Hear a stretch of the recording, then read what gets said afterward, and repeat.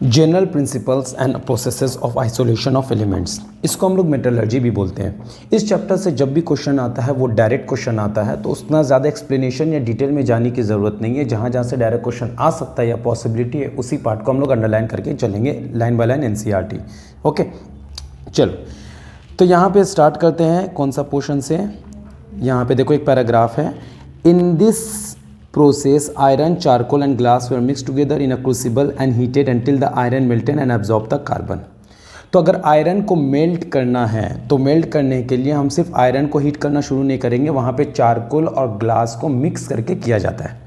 Next, woods steel. Wood steel किसको बोलते हैं? Primarily iron containing high proportion of carbon. Percentage कितना होगा? 1 से लेकर 1.9 तक परसेंटेज होगा कार्बन का। तो जिस स्टील में इतना परसेंटेज ऑफ कार्बन प्रेजेंट होता है उसको बोलते हैं वुड्स स्टील। नेक्स्ट आता है, when iron ore is reduced in solid state by using charcoal, porous iron blocks are formed, therefore reduced iron blocks are also called sponge iron blocks। Any useful product can be obtained from this material only after removing the porosity by hot forging। Porosity का मतलब होता है empty space, void, fraction जो होता है, जैसा कि हम लोग सॉलिड स्टेट में पढ़ते हैं, जो खाली जगह होता है उस खाली जगह को ख़त्म किया जाता है उसको पोरोसिटी खाली जगह को पोरोसिटी बोलते हैं। लेकिन हॉट फॉर्गिंग का मतलब होता है मेटल को शेप देना। तो जब मेटल को शेप दिया जाता है तो वो जो खाली जगह होता है वो तुम्हारा डिसअपियर हो जाता है, वो रिमूव हो जाता है। तो इसीलिए लिखा गया यहाँ पे पोरोसिटी बाय हॉट फॉर्गिंग। तो पोरोसिटी को जो रिमूव किया जा रहा है, कैसे किया जा रहा है? हॉट फॉर्गिंग के थ्रू किया जा रहा है। मतलब डायरेक्टली तुम नहीं हटा सकते, तुम जब शेप दोगे उस मेटल को तभी वो गैप हटेगा। ठीक है, नेक्स्ट यहाँ पे the iron so obtained is termed as wrought iron. उस आयरन को बोलेंगे रॉट आयरन। तो ये एक प्रोसेस करने के बाद जो आयरन बनेगा उसको रॉट आयरन बोलते हैं। नेक्स्ट आते हैं नीचे में, देखो pure zinc could be produced after a sophisticated downward distillation technique. ठीक है, in which the vapour was condensed in a low container. तो प्योर जिंक अगर प्रोड्यूस्ड हो रहा है तो वो किसके थ्रू, किस टेक्निक के थ्रू प्रोड्यूस हो रहा है? डाउनवर्ड डिस्टिलेशन के थ्रू प्रोड्यूस्ड हो रहा है। ठीक है, नेक्स्ट आते हैं, this has been described in Sanskrit text of 14th century. ठीक है, उसके अलावा उस पार्ट में कोई पार्ट डिस्कस करने की ज़रूरत नहीं है पैराग्राफ में। नेक्स्ट आते हैं occurrence of metals. Occurrence of metals में क्या? Few elements like carbon, sulphur, gold and noble gases occur in free state. ये सब जितना सारा एलिमेंट्स है, carbon, sulphur, gold and noble gases, ये सब फ्री स्टेट में एग्जिस्ट करता है। तो ये सब एलिमेंट का नाम को याद रखना है। वैसे तो बहुत सारे एलिमेंट है, ये 4 नाम जो इन्हें इसमें दिया है एनसीईआरटी में उसको याद रखेंगे, इससे रिलेटेड भी क्वेश्चन आता है। Right now I am not in my studio, इसी वजह से हो सकता है बैकग्राउंड से तुमको बहुत सारा नॉइज़ या हॉर्न का आवाज़ सुनाई दे। ठीक है, उसमें फोकस नहीं करना, कंटेंट पे फोकस करना है। नेक्स्ट आते हैं, aluminium is the most abundant. Aluminium element जो है मोस्ट अबंडेंट है, कौन सा है? 3rd मोस्ट अबंडेंट एलिमेंट है इन अर्थ क्रस्ट। ठीक है, it is a major component of many igneous minerals including mica and clays. Major component of minerals में बोला है माइका और क्लेज को। Many gemstones and impure forms of Al2O3। For example, gems ruby, sapphire have chromium and cobalt respectively as impurity. तो जो element as a impurity present है उस element का नाम को याद रखना है। ठीक है, ये सब मिनरल्स का नाम है। मेनी जेमस्टोन है, जेम्स रूबी है, सफायर है, ये सब में इम्प्योरिटी जो है वो क्रोमियम और कोबाल्ट है। तो उस एलिमेंट को याद रखेंगे। नेक्स्ट आते हैं, इस टेबल में प्रिंसिपल और ऑफ सम इंपॉर्टेंट मेटल, इससे प्लेंटी ऑफ क्वेश्चन आता है। That's why this table is very very important. ठीक है, ये टेबल को अच्छा से याद रखना है। इसके अलावा और भी ओर्स होता है मेटल का, लेकिन इस टेबल को याद रखेंगे। इस टेबल में जाने से पहले 2 definition which you already know, minerals और ओर्स। मिनरल्स किसको बोलते हैं? Which are naturally occurring chemical substances in the earth crust. और किसको बोलेंगे? और का डेफिनेशन क्या होता है? देखो, कोई भी एक सब्सटेंस अगर है, ठीक है, कोई भी एक सब्सटेंस है, सोडियम का सब्सटेंस हो या किसी का भी सब्सटेंस हो, किसी भी एलिमेंट का और हो, जैसा Na का कोई कंपाउंड है, Na कार्बोनेट Na2CO3 मान लो, Na2CO3 अगर ले लिया, ठीक है। अब ये सोडियम कार्बोनेट से अगर पॉसिबिलिटी है कि हम सोडियम को एक्सट्रैक्ट कर सकते हैं या निकाल सकते हैं तो उसको हम लोग बोलेंगे ओर। वो मिनरल भी है, ओर भी होगा। लेकिन अगर ये मिनरल है लेकिन इससे हम सोडियम को नहीं निकाल सकते हैं तो इसको सिर्फ मिनरल बोलेंगे, ओर नहीं बोलेंगे, ठीक है। अब आज बहुत सारे एग्जाम्पल्स है ओर का। बॉक्साइट है, जितना सारा नाम है, आयरन पायराइट्स को यहाँ पे हम लोग गोल्ड भी बोलते हैं, आयरन पायराइट्स को फूल्स गोल्ड भी बोला जाता है, मलाचाइट को एज्यूराइट भी बोला जाता है। ठीक है, तो ये जो 4 एलिमेंट का 4 मेटल का ओर्स दिया है, इसी को पढ़ना है। इसके अलावा भी बहुत सारा ओर्स होता है, but it is not required just because it is not given in NCERT। ठीक है, नेक्स्ट, अभी टेबल से कैसा रिलेटेड क्वेश्चन आएगा अभी हम लोग उसको देखेंगे। For the purpose of extraction bauxite is chosen for aluminium. Bauxite नाम दिया गया, एल्यूमिनियम के लिए बॉक्साइड एल्यूमिनियम का ओर है, उससे एल्यूमिनियम निकाला जा सकता है। For iron usually the oxide ore which are abundant and do not produce polluting gases like SO2 that is produce in case of iron pyrites. Iron pyrites में कौन सा पोल्यूटिंग गैस रिलीज होता है या प्रोड्यूस होता है? SO2 produce होता है। ठीक है, लेकिन बॉक्साइड के केस में ये प्रोड्यूस नहीं होता है। The entire scientific and technological process use for isolation of the element from its ore is known as metallurgy. Metallurgy का डिफिनेशन दिया गया है कि इंटायर साइंटिफिक और टेक्नोलॉजिकल प्रोसेस जो होता है use for isolation of the metal from its ore से मेटल निकालने का जो प्रोसेस होता है, टेक्नोलॉजिकल और साइंटिफिकल, उसको बोलते हैं मेटलर्जी। ठीक है, ये डिफिनेशन हो गया। अब मेटलर्जी में होता क्या है? An ore rarely contains only a desired substance, मतलब ओर में सिर्फ डिजायर्ड सब्सटेंस नहीं होता है, अनडिजायर्ड मटेरियल भी होता है जिसको गैंग बोलते हैं। तो ये जो गैंग है ये एक इम्प्योरिटी है जो ओर में प्रेजेंट होता है। फिर से बोल रहे हैं, ओर में सिर्फ डिजायर्ड सब्सटेंस या काम का सब्सटेंस नहीं होता है, इम्प्योरिटी भी प्रेजेंट होता है, उस इम्प्योरिटी को बोला जाता है गैंग। ठीक है, अब देखो, process the extraction and isolation of element from ores involving the following major steps. क्या क्या स्टेप होता है? Concentration, isolation of the metal of from its concentrated ore purification. इसका डिटेल अभी हम लोग आगे पढ़ने वाले हैं नेक्स्ट पार्ट में, कॉन्सेंट्रेशन ऑफ ओर्स में। उससे पहले अब तक का जो पढ़े जो क्वेश्चन है उसको पहले डिस्कस कर लेते हैं। देखो, which substance which substances are mixed together in the crucible process for the manufacture of steel in India। Mark किए थे ना, आयरन था, चारकोल था और ग्लास था। तो ये हो गया तुम्हारा, let me change the colour, just hold on, yes, iron, charcoal and glass. What percentage of carbon is found in woods steel? कितना परसेंट था? 1 से लेके 1.9%।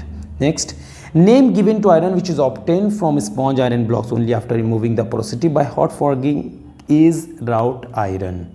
Which technique was used for the production of pure zinc that has been described in Sanskrit text of 14th century? What is that? Downward distillation.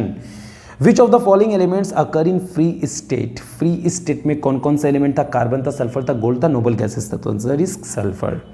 Gems, ruby and sapphire have which of the following elements as impurity, respectively chromium or cobalt? The formula of azurite is malachite and malachite को ये azurite बोलते हैं और उसका formula होता है CuCO3.CuOH whole twice, that means this one. Next, identify the correct statement. The scientific and technological process used for isolation of the metal from its source is known as metallurgy. Incorrect बोला है ना, पहले हम इसको mark कर लेते हैं, ये इनकरेक्ट बोल रहा है, हमको इनकरेक्ट मार्क करना है, करेक्ट मार्क नहीं करना है। तो द साइंटिफिक टेक्नोलॉजिकल जो पहला ऑप्शन दिया वो तो करेक्ट है, मेटलर्जी का डेफिनेशन। सेकंड में बोला minerals are naturally occurring chemical substances in the earth का, ये भी करेक्ट है। ओर्स आर मिनरल दैट में कंटेन अ मेटल, ये भी करेक्ट है। Gangue is an ore contaminated, अच्छा गैंग इज एन ओर बोला है, ये तो गलत हो गया, मतलब ऑप्शन ये करेक्ट होगा। क्यों? क्योंकि गैंग ओर नहीं है, ओर में gangue as a impurity present होता है। अब यहाँ पे बोल रहा gangue is an ore contaminated with undesired material, undesired material को तो गैंग बोलते हैं, है ना। चलो next, magnetite ore is, magnetite ore में क्या होता है फॉर्मूला मैग्नेटाइट का? Fe3O4। NCERT का टेबल जो 6.1 है उसमें देखोगे मिल जाएगा। तो आंसर क्या हो जाएगा? फेरोसो फेरिक ऑक्साइड। मतलब Fe3O4 जो होता है ना, Fe3O4 कॉम्बिनेशन होता है, किसका होता है? Fe3O4 किसका कॉम्बिनेशन होता है? FeO plus Fe2O3। ठीक है, तो ये फेरोसो आ रहा है इससे वजह से और फेरिक आ रहा है इसके वजह से। ठीक है, next, which among the following is not a mineral of iron? कौन सा आयरन का मिनरल नहीं, और ये नहीं है, मिनरल नहीं है? हेमाटाइट होता है, मैग्नेटाइट होता है, सिडेराइट होता है, मैग्नेसाइट नहीं होता है। ठीक है, next, which one of the following is not a sulphide ore? चारों में से कौन सा सल्फाइड ओर नहीं है? मैग्नेटाइट का फॉर्मूला होता है Fe3O4।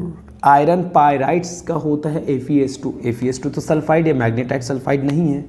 कॉपर ग्लैंस भी देखोगे तो CO2S होता है, मतलब कॉपर 1 सल्फाइड। और स्फेलेराइट देखोगे तो वो जिंक सल्फाइड होता है। तो option A is the correct answer. Next, bauxite has the composition, दिखा दिए थे Al2O3.2H2O, right. Next, which of the following is not an ore of iron, iron का ओर कौन सा नहीं है? तो हेमाटाइट तो होता है, सिडेराइट भी होता है, मैलाचाइट तो कॉपर का है, तो ये कर देंगे।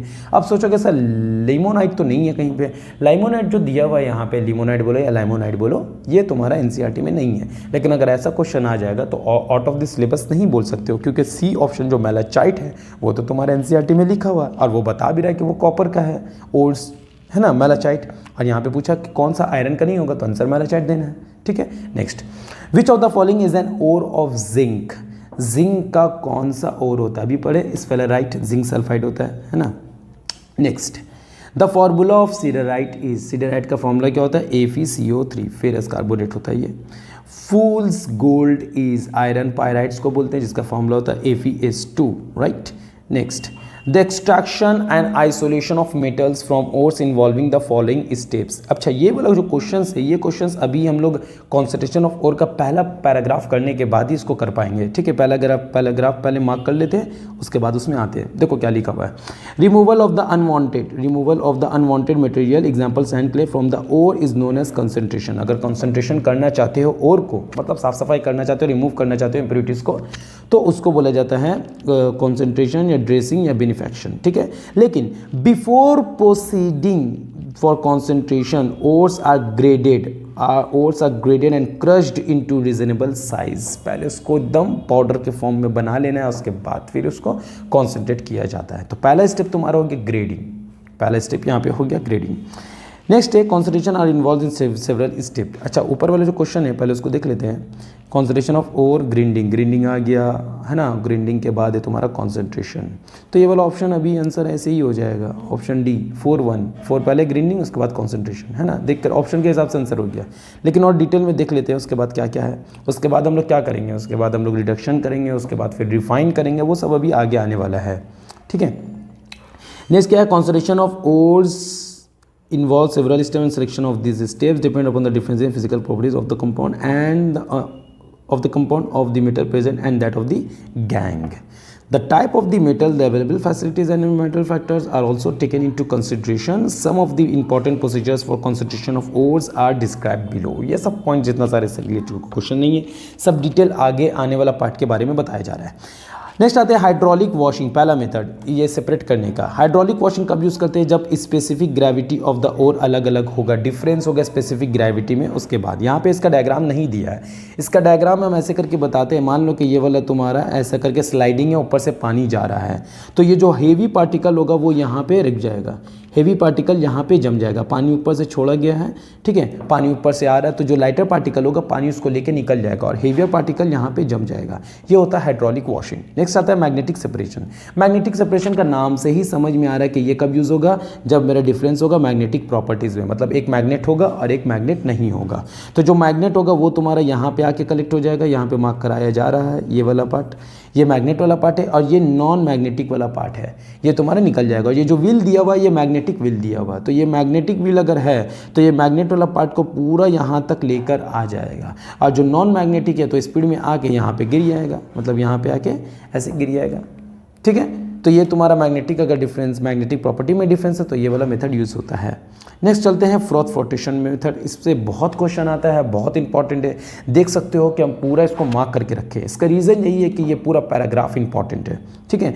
पहला क्या लिखा हुआ, this method is use for removing gangue from sulphide ore. एक काम करते हैं, हम इसको हटा देते हैं, ठीक है। उसके बाद मेन पॉइंट को इस तरीके से मार्क करते हैं ताकि तुमको याद रहेगा।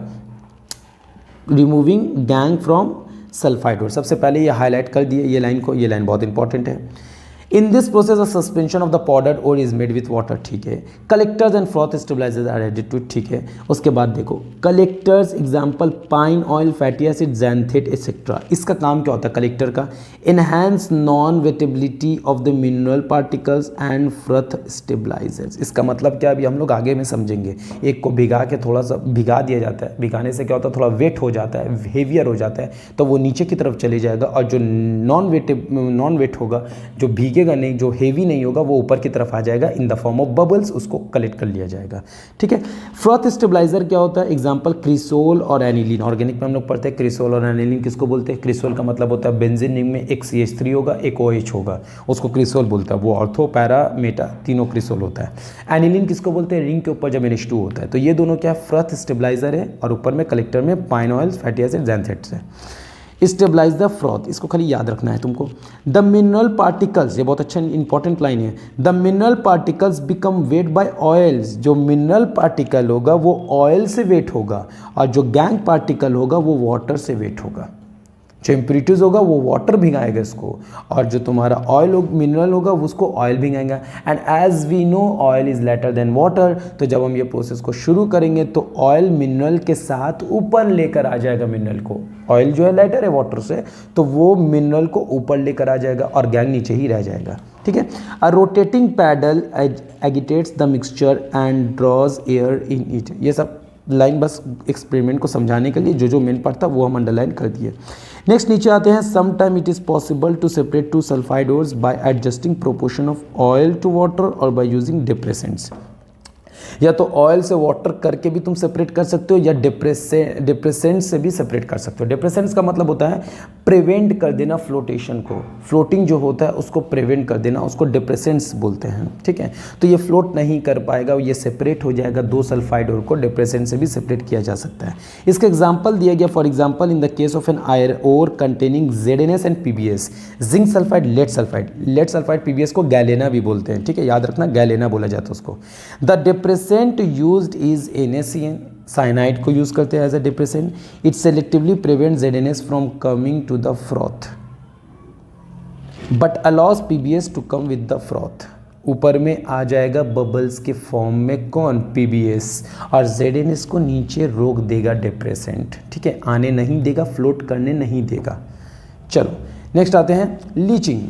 लीचिंग का मतलब क्या होता है? Leaching is often used if the ore is soluble in some suitable solvent. ये लाइन बहुत इंपॉर्टेंट है। Leaching is often used if the ore is soluble in some suitable solvent. अगर कुछ सुइटेबल सॉल्वेंट में वो सोल्यूबल है और, तो हम लोग लीचिंग प्रोसेस यूज़ करते हैं। अब लीचिंग किसके लिए यूज़ होता है? Leaching of aluminium from bauxite. अब नाम ही से लग रहा है हेडिंग से कि हम लोग इसको किसके लिए यूज़ करेंगे? एल्यूमिनियम को एक्सट्रैक्ट करने के लिए करेंगे।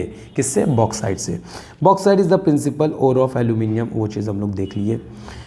Next, it usually contains SiO2, iron oxide and titanium oxide as impurities. Bauxite में दो इम्प्यूरिटीज़ है, आयरन ऑक्साइड, टिटेनियम ऑक्साइड, ठीक है।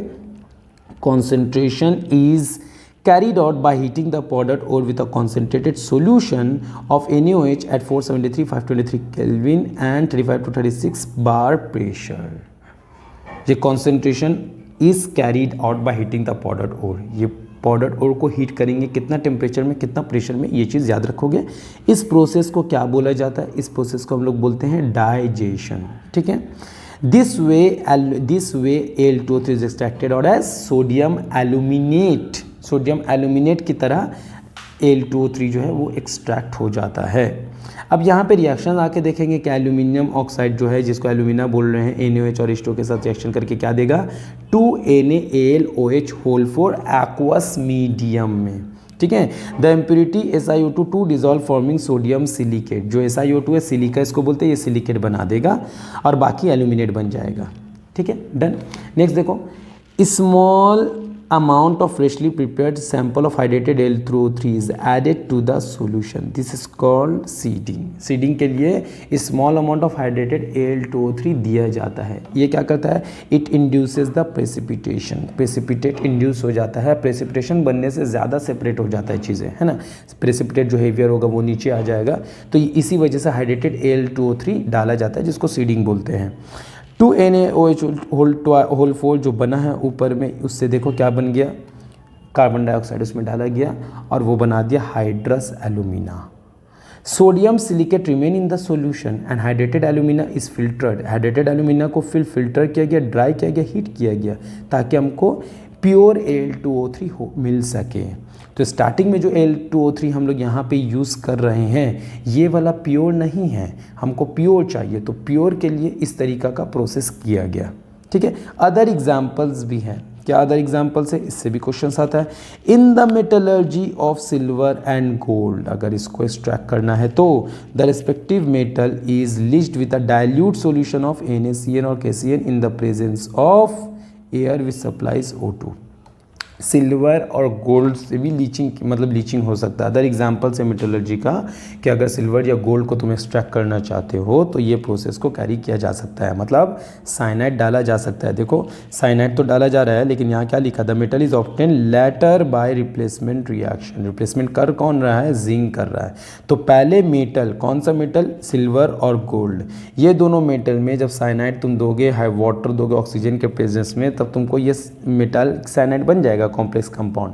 उसके बाद फिर वापस ये जिंक के साथ रिएक्शन करेगा तो देखो यहाँ पे डिस्प्लेस हो गया जिंक के साथ और प्योर मेटल तुमको मिल गया, एक्सट्रैक्ट हो गया। ठीक है, नेक्स्ट अब क्वेश्चंस में आते हैं। Flotation method is based on, किस पर बेस्ड है, सोच लो पहले, पॉज करके वीडियो को। Preferential wetting properties of matrix and ores in frothing agent and water, wet किया जाता है ना, वेटिंग कर देते हैं इसमें। The froth stabilisers among the following are, froth stabiliser पूछा, कलेक्टर्स नहीं पूछा, तो जल्दी से पाइन ऑयल में टिकने लगा देने का। फ्रथ स्टेबलाइजर क्रिसोल और एनिलीन है तो बोथ BNC होगा। In froth flotation method the role of collectors is, collectors का रोल क्या होता है फ्रथ फ्लोटेशन में, वेटेबिलिटी करना, है ना, to enhance non wettability of the mineral particles, to enhance wettability, wettability नहीं नॉन वेटेबिलिटी, तो ऑप्शन होगा ए। अच्छा, टू स्टेबलाइज द फ्रॉथ भी बोला है, जस्ट होल्ड ऑन, तो ये हो जाएगा बोथ A एंड C। अच्छा, हम A एंड B समझ रहे थे, A एंड C, ठीक है, तो दोनों होगा।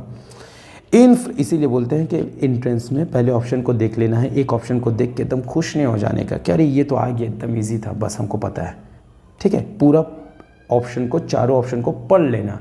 वो अलग बात है कि option A he correct answer है, फिर भी एक तो फॉर्मेलिटी के लिए रीड कर लेना। ठीक है, ये कभी कभी ऐसा, ये सब चैप्टर्स में ऐसा करना चाहिए, रीड करना चाहिए, बहुत सारा ट्रिकी क्वेश्चंस भी देता है।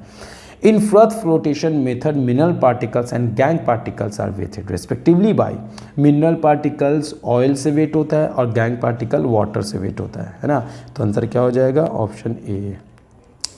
An ore contains lead sulphide and zinc sulphide, if froth flotation process is used this can be separated. वही क्या कर रहे थे, डिप्रेसेंट, है ना, PBS और ZNS बोला है। Next, the ores that can be concentrated by froth flotation method are, कौन सा आंसर होगा, तो देखो फ्रथ फ्लोटेशन मेथड में पहले ही लाइन तुमको अंडरलाइन करवाया था सल्फाइड ओर्स, है ना, यहाँ पे पहले ही बार अंडरलाइन कर दिया था सल्फाइड ओर्स होता है। अब यहाँ पे तुम कॉपर पायराइड्स का फॉर्मूला देखोगे तो वो कॉपर पायराइड CuFeS2 होता है, मतलब वो सल्फाइड है, और जिंक ब्लेंड भी होता है ZNS, वो भी सल्फाइड है, तो ऑप्शन होगा बोथ A एंड B। इस तरीके से करना है। Froth flotation process for the concentration of ores is an illustration of the practical application of, क्या होगा, देखो तुम लोग को जो डिप्रेसेंट बताया था, डिप्रेसेंट का मतलब क्या होता है, प्रिवेंट फ्लोटेशन, मतलब प्रिवेंट एड्सॉर्प्शन, एड्सॉर्प्शन को भी प्रिवेंट करता है, उसको डिप्रेसेंट बोलते हैं। तो फ्लड फ्लोटेशन प्रोसेस में ही हम लोग डिप्रेसेंट पढ़े हैं, तो आंसर हो जाएगा एड्सॉर्प्शन। ठीक है, थोड़ा सा इनडायरेक्टली ये क्वेश्चन पूछा है। If ore is soluble in some suitable solvent but impurities are not, then the most suitable method for concentration of ore is leaching, किया अभी। The ore which is concentrated by leaching process is, leaching process के लिए कौन सा ओर होता है, तो cuprite, स्फेलेराइट और हेमाटाइट होता नहीं है, एक्चुअली वो अर्जेंटाइट होता है, Ag होता है अर्जेंटाइट। ठीक है, सिल्वर का ओर, जबकि NCERT में ये वाला पार्ट नहीं है, तो इस वजह से ये आने वाला नहीं है। Concentration of aluminium is carried out by heating the powdered or the concentrated solution of NaOH at 473 to 523 Kelvin and 35 to 36 bar pressure. The process is called digestion. Leaching में ही लास्ट लाइन लिखा हुआ था digestion. Complete the following equation. Last में क्या मिलेगा, formula था हम लोग जो एल्यूमिनेट बनाए थे, क्या बना था, सोडियम एल्यूमिनेट बना था, तो उसका फॉर्मूला क्या था, जो भी फॉर्मूला था वो एक्वस में था, 2NaAlOH एक्वस। अब metal M is extracted based on the following equation दे दिया है और बोला एम क्या होगा, तो ये वाला रिएक्शन कहाँ पे था, अदर एग्जाम्पल में था जहाँ पे सिल्वर और गोल्ड को एक्सट्रैक्ट किया जा रहा था, तो आंसर क्या हो जाएगा, option A. Oil used as frothing agent in froth flotation process is, कौन सा oil, pine oil. Next, the impurities associated with the ore after mining are collectively called, क्या बोलते हैं उसको, the impurities associated with the ore, इसको बोलते हैं gang, ठीक है। नेक्स्ट, इम्प्यूरिटीज को गैंग बोला जाता है। स्फेलराइट इज कॉन्सेंट्रेटेड बाय, स्फेलराइट का इस पहले हम लोग फॉर्मूला देखेंगे, जिंक सल्फाइड होता है, और जिंक सल्फाइड हम लोग कहाँ पे यूज़ किए, फ्रथ फ्लोटेशन में की एग्जाम्पल में। Next, the function of potassium ethyl xanthate in froth flotation process is to make the ore water repellent. xanthate जो लिखा हुआ था वो कहाँ लिखा हुआ था, कलेक्टर्स में लिखा हुआ था, और वो क्या करता है, non wettability of the mineral particles को बढ़ा देता है, क्यों, ताकि वो वाटर रिपेलेंट हो जाए, वाटर के साथ मिक्स ना हो और हम लोग उसको इजीली कलेक्ट कर लें, ठीक है। चलो नेक्स्ट आते हैं। अच्छा, ये वाला जिस डायग्राम जो था ना, डायग्राम जो फ्लड फ्लोटेशन का दिया हुआ है उसको ज़रा सा बता देते हैं, नहीं तो फिर वहाँ पे डायग्राम, यहाँ पे लीचिंग था, लीचिंग के बाद हम लोग डायग्राम पढ़े थे, तो डायग्राम में जो तुम्हारा डायग्राम के जस्ट नीचे में जो बना हुआ है, बबल्स बना हुआ है, तुम अपने एनसीईआरटी में देख सकते हो, वो जो बबल्स बना हुआ है वो एक्चुअली तुमको जूम रिव्यू दे रहा है, एनलार्ज्ड व्यू दे रहा है देखने के लिए कि वो कलेक्ट कैसे होता है, मिनरल से ओर्स को हम लोग कलेक्ट कैसे करते हैं वो बता रहा है, ठीक है। हम लोग यहाँ पे डायग्राम में देखो, इसको जूम करके दिखाते हैं, ये वाला देखो एनलार्ज जो बोला है, तो ये वाला जो देख रहे हो ना, ये जो सर्कल है सरफेस में जो आया हुआ है, ये एड्सॉर्प्शन हुआ, मतलब एडी एड्सॉर्प्शन जो सरफेस केमिस्ट्री में हम लोग पढ़ते हैं, ये सिर्फ ऊपर में आ गया और इसको इस तरीक़े से कलेक्ट कर लिया जाता है। तो रोटेटिंग पैडल जैसे ही हम लोग रोटेट करना शुरू करेंगे, जैसे दाल घोटनी होता है, दाल जब बनता है तो घोटा जाता है ना, उसी तरीक़े से इसको रोटेटिंग पैडल को अगर घुमाना शुरू करेंगे तो जो लाइटर पार्टिकल्स है ऑयल के साथ मिनरल ऊपर आ जाएगा और वो कलेक्ट हो जाएगा। वो बबल्स का ये वाला दिया है एक जूम करके पिक्चर, और इस बबल्स को देख रहे हो कैसे कलेक्ट हुआ है, एकदम साइड में कॉर्नर में, मतलब लेयर में पूरा सरफेस पे उसको कलेक्ट कर लिया जाता है, ठीक है। चलो, तो ये वाला पार्ट हो गया। लीचिंग वाला तो समझा देते, लीचिंग में कोई डायग्राम नहीं था।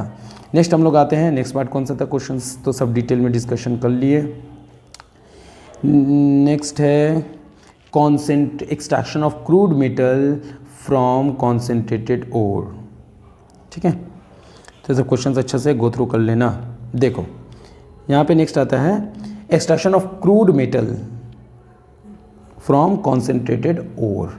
इसमें दो प्रोसेस होता है, एक प्रोसेस होता है कैल्सिनेशन, एक रोस्टिंग। उसमें जाने से पहले मेन पॉइंट अंडरलाइन कर ले, usually sulphide ores are converted to oxide before reduction because oxides are easier to reduce. मतलब सल्फाइड ओर को हम लोग एक्सट्रैक्ट नहीं करेंगे उससे मेटल, पहले सल्फाइड ओर से ऑक्साइड बना लेंगे। ऑक्साइड बनाने के बाद जब उसको रिड्यूस करोगे तो तुमको मेटल अपने आप मिल जाएगा, है ना, मेटल अपने आप मिल जाएगा। तो ये इजी होता है ऑक्साइड से मेटल निकालना, इस वजह से हमेशा सल्फाइड ओर से हम लोग पहले ऑक्साइड बना लेंगे, उसके बाद काम करेंगे। नेक्स्ट है कन्वर्जन ऑफ ऑक्साइड, पहले कन्वर्जन टू ऑक्साइड है, दूसरा रिडक्शन ऑफ द ऑक्साइड है। पहले कन्वर्ट करेंगे फिर उसके बाद रिड्यूस करेंगे। कन्वर्जन टू ऑक्साइड में दो ये पार्ट आता है, स्टेप आता है, कैल्सिनेशन और रोस्टिंग। कैल्सिनेशन में क्या लिखा हुआ, calcination involves heating, it removes the volatile matter which is living behind the metal oxide. अब यहाँ पे 3 रिएक्शन है, ध्यान से देखो। एक है कार्बोनेट, थोड़ा जूम कर देते हैं, ये कार्बोनेट है, ये भी कार्बोनेट है, और ये वाला तुम्हारा हाइड्रेटेड सॉल्ट है। अब ये ऑक्साइड है, हाइड्रेटेड से एनहाइड्रस बना रहा है, कौन, कैल्सिनेशन। अब यहाँ पे जिंक कार्बोनेट से क्या मिला, जिंक ऑक्साइड और कार्बन डाइऑक्साइड, और कैल्शियम कार्बोनेट और मैग्नीशियम कार्बोनेट से जो कैल्शियम ऑक्साइड और मैग्नीशियम ऑक्साइड जो मिल रहा है उसका हम लोग स्टेट मार्क करके रखेंगे। दोनों कौन सा स्टेट होगा, सॉलिड होगा, ठीक है। और उसके बाद हमको मिलेगा कार्बन डाइऑक्साइड। तो इस तरीक़ा से 3 रिएक्शन को याद रखना है। इससे रिलेटेड कैसा क्वेश्चन आता है अभी हम आगे आएंगे, ठीक है। नेक्स्ट रोस्टिंग, रोस्टिंग का नाम स्मेल्टिंग भी बोला जाता है। अब यहाँ पे क्या दिया जाता है, the ore is heated in a regular supply of air in a furnace at a temperature below the melting point of the metal. Some of the reactions involving sulphide ores are, reactions दिया हुआ क्या क्या reactions है अभी उसको हम लोग देखते हैं। देखो जिंक सल्फाइड PbS CO2S, तीनों में क्या निकल रहा है? सबसे पहले गैस देख लेते हैं। तीनों में सल्फर डाइऑक्साइड निकल रहा है। अब यहाँ पे क्या बोला? The sulphide ores of copper are heated in reverberatory furnace. ठीक है, रिवर्बरेटरी फर्नेस में सल्फाइड ओर्स ऑफ कॉपर को हीट किया जाता है। If the ore contains iron, अगर ये तो ओर किसका है? कॉपर का, लेकिन अगर आयरन है तो आयरन को कैसे हटाते हैं? It is mix with silica before heating. Silica जब हम लोग डालेंगे आयरन वाला कंपाउंड में तो आयरन जो एज अ इम्प्योरिटी प्रेजेंट था वो हट जाएगा, लेकिन हटाने के लिए उसको और आसान बना दिया जाता है। कैसे? उसमें सिलिका जब डालोगे तो वो बन जाएगा स्लैग। स्लैग गैंग से ज़्यादा हटाना आसान होता है। गैंग क्या है? इम्प्योरिटीज़। इम्प्योरिटीज़ को तुम हटाओगे, लेकिन अगर ये वाला इम्प्योरिटीज़ जो है इसमें अगर तुम SiO2 ऐड कर देते हो तो वो जो स्लैग बनेगा उसको हटाना और आसान हो जाएगा। ठीक है, अब यहाँ पे क्या? Copper is produce in the form of copper matte which contain CO2S and APS। मतलब डायरेक्ट कॉपर नहीं मिलेगा, in the form of copper matte तुमको कॉपर मिलेगा, उसके बाद तुम कॉपर कलेक्ट करोगे बाद में। और जो सल्फर डाइऑक्साइड निकल रहा है ये सल्फर डाइऑक्साइड H2SO4 बनाने का काम आ जाता है, मतलब वेस्ट नहीं होता है। ठीक है, नेक्स्ट यहाँ पे देखो नीचे में हम ये करके रखे हैं, वहाँ करके रखे हैं। यहाँ पे जो लाइन लिखा हुआ है, during metallurgy flux is added which combines with gangue to form slag. Slag separates more easily from the ore than the gangue. जितना आसान होता है स्लैग को हटाना उतना आसान गैंग को हटाना नहीं होता है, इसलिए गैंग से पहले स्लैग बना लेते हैं सिलिका डालने के बाद, उसके बाद वो रिमूव हो जाता है। ठीक है, अब यहाँ पे देखो reduction of oxide to the metal. इसको कैसे करेंगे? मेटल ऑक्साइड होगा, कार्बन डालेंगे, उसमें मेटल रहेगा और कार्बन मोनोऑक्साइड बन जाएगा। अब तुम XY का खास करके ध्यान रखना, अभी जो क्वेश्चन आएगा उससे रिलेटेड डिटेल में डिस्कशन करेंगे। देखो क्या क्या क्वेश्चन है। The concentrated ore are generally converted into oxides because, क्यों? Oxides are easy to reduce. ठीक है, next which of the following equations represents calcination. Calcination में क्या होता है? कार्बोनेट आता है, calcium carbonate, magnesium carbonate. Which of the following is not true in the context of roasting process. Roasting process में option A में है regular supply of air, वो तो करेक्ट है, रेगुलर सप्लाई ही दिया जाता है। अच्छा इसको जूम करके रखें ना हम,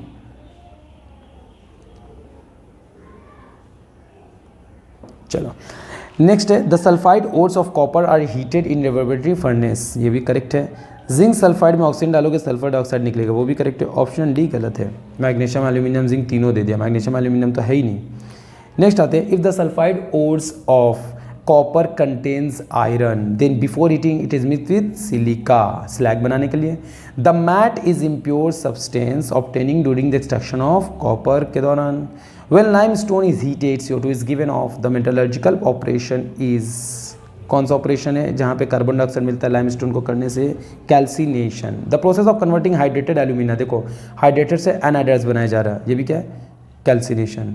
next consider the following reactions consider करने बोला, कर लिया। दोनों सल्फाइड है मतलब दोनों रोस्टिंग है, तो आंसर कौन सा हो जाएगा? Roasting, option C. Next the process which involve in smelting, smelting मतलब रोस्टिंग कौन करता है? सल्फाइड करता है, तो ऑप्शन बी हो गया। Next the composition of copper matte is, copper matte का कंपोजिशन क्या है? CO2S एंड APS, है ना, दो कॉपर मैटे का। Next term reactions are given below, ठीक है, रिएक्शंस देख लिया, 1 2 3 दिया हुआ। अब बोला कौन कौन सा क्या होगा, तो पहला ए में तो हाइड्रस होगा, हाइड्रस नंबर तुम्हारा ऑप्शन बी सी डी में, तो ए तो होगा नहीं, खत्म हो गया। नंबर बी में कार्बन डाइऑक्साइड बनेगा जिंक ऑक्साइड के अलावा, नंबर 2 में है ना कार्बन डाइऑक्साइड, तो कार्बन डाइऑक्साइड कहाँ पे है? नंबर बी में, चलो ये भी खत्म हो गया, सिर्फ यहाँ पे है।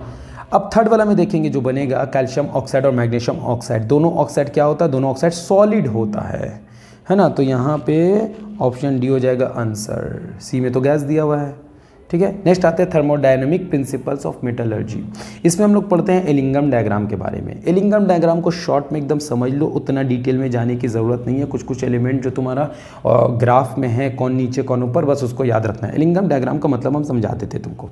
देखो अगर मेटल ऑक्साइड है, ठीक है, मेटल है, इसमें हम क्या डाल रहे हैं? ऑक्सीजन डाल रहे हैं, ये क्या मिलेगा? मेटल ऑक्साइड मिल गया, ठीक है। इसका हम लोग वैल्यू ले लेते हैं, डेल जी का वैल्यू ले लो, टोटल -5 किलोजूल पर मोल, ठीक है, -5 किलोजूल पर मोल, इतना वैल्यू ले लिया। नेक्स्ट है रिड्यूसिंग एजेंट। रिड्यूसिंग एजेंट जब मेटल ऑक्साइड के साथ रिएक्शन करेगा तो वो क्या देगा? रिड्यूसिंग एजेंट मेटल को रिमूव कर देगा, metal plus reducing agent oxide के साथ कॉम्बाइन हो जाएगा। ठीक है, इसका मान लो कितना है -10 किलो जूल पर मोल।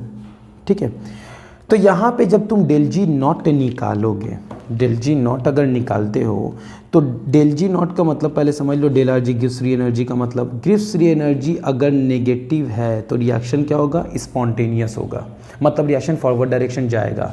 तो जिसका डेल आर जी का वैल्यू नेगेटिव है, ज़्यादा नेगेटिव है, वो रिएक्शन फॉरवर्ड डायरेक्शन जाएगा, वो रिएक्शन फॉरवर्ड डायरेक्शन जाएगा। यहाँ तक समझ में आ गया? ठीक है। अच्छा, यहाँ पे एक मिनट, ये थोड़ा सा मिस्टेक हो गया, रिड्यूसिंग एजेंट प्लस ऑक्सीजन कर देते हैं। ठीक है, यहाँ पे मेटल हटा देते हैं तो यह क्या बन जाएगा, रिड्यूसिंग एजेंट के साथ ऑक्सीजन आ जाएगा। अब यहाँ पे जो वैल्यू दिया, वैसे रफ हम ये रिएक्शंस कहीं लिखा बनी है, कॉन्सेप्ट समझाने के लिए बता रहे हैं कि पहले तुम्हारा मेटल ऑक्सीजन के साथ रिएक्शन करके मेटल बनेगा। ठीक है, और उसके बाद रिड्यूसिंग एजेंट उसको किस तरीके से रिमूव करेगा या नहीं करेगा वो हम देखेंगे। तो ये वाला -10 किलो जूल पर मोल जो है ये ज़्यादा नेगेटिव है, तो ये रिएक्शन फॉरवर्ड डायरेक्शन जाएगा, ये रिएक्शन नहीं जाएगा। मतलब ये रिड्यूसिंग एजेंट को ज़्यादा एफिनिटी है ऑक्सीजन के लिए, ये मेटल को उतना एफिनिटी ऑक्सीजन के लिए नहीं है, तो ये क्या हो जाएगा, ये उल्टा रिएक्शन करेगा, ये वाला रिएक्शन उल्टा होगा, मेटल ऑक्साइड से मेटल बनेगा, और ये वाला जो रिएक्शन है ये सीधा जाएगा डायरेक्टली ऑक्सीजन से रिएक्शन करके ऑक्साइड बना देगा। ठीक है, तो ये चीज़ याद रखना है कि डेल जी का वैल्यू नेगेटिव किसका है, कौन सा नीचे है, कौन सा नेगेटिव है डायग्राम में, क्योंकि डायग्राम अगर देखोगे, ये लिंगम डायग्राम देखो, यहाँ पे दिया हुआ ये डेल जी वैल्यू यहाँ पे मार्क किया हुआ ना, डेल जी वैल्यू ऊपर की तरफ बढ़ रहा है, मतलब जो नीचे उसका वैल्यू कम है, तो यहाँ पे मैग्नीशियम का सबसे कम है डेल जी का वैल्यू, मतलब ये रिएक्शन फॉरवर्ड डायरेक्शन जाएगा, मतलब मैग्नीशियम को ऑक्सीजन का जो एफिनिटी है, तड़प जो है, मोहब्बत जो है ऑक्सीजन से, वो बहुत ज़्यादा है, तो वो ऑक्सीडाइज हो जाएगा और दूसरा को रिड्यूस कर देगा, क्योंकि addition of oxygen is called oxidation. तो अगर ऑक्सीजन के लिए ज़्यादा तड़प है मैग्नीशियम को, तो वो ना रिएक्शन करेगा ऑक्सीजन के साथ, तो फॉरवर्ड डायरेक्शन जाएगा, वो तो छोड़ेगा नहीं ऑक्सीजन को, तो बाकी कोई भी एलिमेंट आएगा मैग्नीशियम उसको ईजिली रिड्यूस कर देगा, खुद ऑक्सीडाइज हो रहा है इस वजह से। ठीक है, इसका बहुत एक्सप्लेनेशन दिया हुआ डिटेल में, बस गो थ्रू कर लेना है एनसीईआरटी वाला, मतलब ये लाइन को। ठीक है, वो ये जो कॉन्सेप्ट हम बताए, ये कॉन्सेप्ट को याद रखोगे तो जो भी क्वेश्चन है इससे रिलेटेड हो जाएगा, बस डायग्राम को थोड़ा सा ध्यान में रखना है, कौन सा एलिमेंट ऊपर कौन सा एलिमेंट नीचे।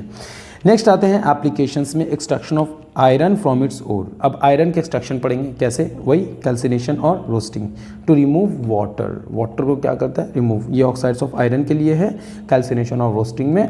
और लाइमस्टोन और कोक, यहाँ पे क्या लिखा हो, after that these are mixed with limestone and coke, देख ही चुके already, and fed into a blast furnace from its top. तो ये जो ब्लास्ट फर्नेस दिया गया है, ब्लास्ट फर्नेस क्या है, in the blast furnace iron को एक्सट्रैक्ट करने का तरीका है। देखो ब्लास्ट फर्नेस दिया हुआ है, यहाँ पे जो जो रिएक्शंस दिया हुआ है वो रिएक्शंस को साइड में पढ़ लोगे, डिटेल में उतना जाने की ज़रूरत नहीं है। सबसे पहले क्या है, 500 to 800 में कैल्शियम कार्बोनेट लाइमस्टोन है जो कैल्शियम ऑक्साइड CO2 देगा। ठीक है, Fe2O3 आयरन का जो ऑक्साइड है, आयरन ओर जो है वो कार्बन मोनोऑक्साइड के साथ रिएक्शन कर रहा है, ध्यान रहे, कार्बन मोनोऑक्साइड के साथ रिएक्शन हो रहा है Fe2O3 का। ठीक है, नेक्स्ट केस में एट 900 to 1500 केल्विन में आयरन ऑक्साइड से आयरन कौन ला के दे रहा है, कार्बन मोनोऑक्साइड ऊपर में एट 900 to 1500 केल्विन। ठीक है, और यहाँ पे देखो बर्निंग ऑफ कोक, लास्ट में AfO से हमको Fe मिल रहा है, कौन इसमें डाला जा रहा है, कार्बन, कार्बन रिड्यूस कर दे रहा है आयरन को, FeO से डायरेक्ट Fe दे रहा है कार्बन, जब तुम्हारा कोक को बर्न किया जाएगा। ठीक है, और 900 to 1500 केल्विन में आयरन ऑक्साइड AfO से Fe बन रहा है, कार्बन मोनोऑक्साइड रिएक्शन करके Fe बना रहा है, वो रिएक्शन को भी ध्यान में रखना है। यहाँ पे इस रिएक्शन में CO2 प्लस SiO2 CaO जो है वो एक इम्प्योरिटी है, जो यहाँ पे पहला स्टेप में लाइमस्टोन के केस में बना और कार्बन डाइऑक्साइड बना, कार्बन डाइऑक्साइड तो इस्तेमाल होगा, कैल्शियम ऑक्साइड इम्प्योरिटी हो गया, वो इम्प्योरिटी SiO2 के साथ मिलकर स्लैग बना दिया। यहाँ पे देखो स्लैग बना हुआ है ना, ये स्लैग तुम्हारा नीचे से निकल जाएगा, वेस्ट हो जाएगा, और जो मोल्टेन आयरन है जिसको हम लोग पिग आयरन बोल रहे हैं वो तुम्हारा नीचे आ जाएगा, कलेक्ट हो जाएगा। पिग आयरन क्या है, रॉट आयरन क्या है, वो अभी हम लोग डिटेल में आगे पढ़ने वाले हैं। ठीक है, तो ये वाला देखो, ये वाला रिएक्शन यहाँ पे भी दिया हुआ है, FeO से Fe जो बन रहा है कार्बन के साथ रिएक्शन करने के बाद, तो इस चीज़ को याद रखना है। और यहाँ पे FeO से CO बन रहा है, Fe प्लस CO2 दे रहा है। तो टेम्परेचर को ध्यान में रखोगे कि किस टेम्परेचर में कौन सा काम हो रहा है। Thermodynamics help us to understand how coke reduces the oxide. देखो कोक बोल रहा है, कोक ऑक्साइड कैसे रिड्यूस करेगा, ये वाला रिएक्शन यहाँ पे लिखा हुआ है। And why this furnace is chosen, one of the main reduction steps in this process involve reaction 6.27। Main reaction ये वाला है, ठीक है, FeO प्लस C जो आयरन ऑक्साइड को आयरन बना रहा है, मेन है कार्बन, ठीक है। This reaction can be seen as a reaction in two simpler reactions have coupled. In one the reduction FeO is taking place and in the other carbon is being oxidized to CO। तो यहाँ पे जो reaction ऊपर में दिया हुआ था ना, जो मार्क करने बोले थे, कार्बन ऑक्सीडाइज हो जा रहा है CO2 में और FeO जो है वो रिड्यूस हो जा रहा है Fe में, ठीक है। अब इससे रिलेटेड जो भी नीचे में पॉइंट जो भी दिया हुआ उसको रीड कर लेना है, not so much important. Next ये पैराग्राफ में आते हैं। ये पैराग्राफ में देखो क्या दिया हुआ है, रिएक्शंस में लिखा हुआ है देयरफॉर रिएक्शंस बिकम फिजिबल कब, जब ΔG का वैल्यू क्या होगा, नेगेटिव होगा, -53 रहेगा तब, ठीक है। जस्ट बिकॉज इससे क्वेश्चंस डायरेक्ट आता थर्मोडायनेमिक का टर्म्स में ज़्यादा डिटेल में कंफ्यूजिंग करने के लिए हम उसमें नहीं जा रहे हैं। तो तुम उसको थर्मोडायनेमिक्स पता है, बस इसको अंडरलाइन या याद कर सकते हो, रीड कर सकते हो, गो थ्रू कर लेना। The iron obtain from blast furnace contains about 4% carbon and many impurities in small amount. Example सब दिया हुआ ये सब इम्प्यूरिटीज़ का है। This is known as pig iron. Pig iron में कार्बन का कंटेंट कितना होता है, 4। It can be moulded into variety of shapes. Cast iron is different from pig iron. अब नेक्स्ट पिग आयरन के बाद कौन आता है, कास्ट आयरन आता है। पिग आयरन तो पढ़ लिया जिसमें 4% कार्बन होता है। कास्ट आयरन पिग आयरन से अलग है। It is made by melting pig iron with scrap iron and Coke using hot air blast. Pig iron में स्क्रैप आयरन डाल देने का है, मतलब कचड़ा वाला आयरन डाल देने का है, और कोक डाल देने का मतलब कार्बन डाल देंगे तो कास्ट आयरन बन जाएगा। It has slightly lower carbon content about 3%। Pig iron का ज़्यादा होता है परसेंटेज, ठीक है, 4% होता है। And is extremely hard and brittle, कौन, कास्ट आयरन, ठीक है। फर्दर रिडक्शंस पे देखो क्या लिखा हुआ है, wrought iron. Wrought iron or malleable iron is the purest form of commercial iron and is prepared from cast by oxidising impurities in the reverberatory furnace lined with haematite, बस। और उसके बाद the haematite oxidises carbon to carbon monoxide, और उसके बाद reactions दिया हुआ है। तो wrought iron, pig iron, cast iron. Wrought iron जो है वो purest form of iron, commercial iron होता है। पिग आयरन में 4% है कार्बन का कंटेंट और कास्ट आयरन में 3% है। तो परसेंटेज को याद रखोगे। नीचे में आते हैं extraction of copper from cuprous oxide, जिसको कॉपर 1 ऑक्साइड भी बोला जाता है। अब ये इसका क्या कॉन्सेप्ट है, the sulphide ores are roasted smelted to give oxide. पहले वो क्या देगा, सल्फाइड ओर को रोस्ट किया जा रहा है ताकि वो ऑक्साइड दे, और फिर ऑक्साइड को रिड्यूस करना बहुत आसान होता है। तो ये 2 रिएक्शन दे दिया नॉर्मली, जो हम लोग अभी तक पढ़े थे कि पहले हम लोग ऑक्साइड बनाएंगे फिर उसको रिड्यूस करेंगे। लेकिन in actual process the ore is heated in a reverberatory furnace after mixing with silica, क्योंकि impurities भी आएगा, impurities में सिलिका भी डालेंगे, स्लैग भी बनाएंगे, तो एक्चुअली में ये प्रोसेस होता है।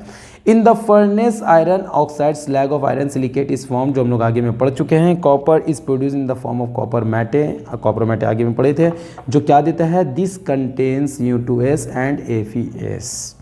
तो कॉपर तो मिल रहा है, लेकिन कॉपर किस फॉर्म में मिल रहा है, कॉपर मैटे के फॉर्म में मिल रहा है, जहाँ पे CO2S है और FeS है, और FeO तुम्हारा जो इम्प्यूरिटीज़ होता है वो स्लैग बना देता है, ठीक है। चलो नेक्स्ट आते हैं। अभी इसका डिटेल कंप्लीट नहीं हुआ, अभी डिटेल में आते हैं। देखो FeS जो है, FeS जो बना कॉपर मैटे में, जो FeS है वो ऑक्सीजन के साथ रिएक्शन करके FeO और SO2 दे देता है, ठीक है। FeO और SO2 मतलब आयरन सल्फाइड जो कि कॉपर मैटे में बन रहा है वो तो सल्फाइड है। अब सल्फाइड को तो तुमको ऑक्सीडाइज करना ही पड़ेगा, तभी ना तुम रिमूव करोगे, ऑक्साइड में तो कन्वर्ट करना ही पड़ेगा।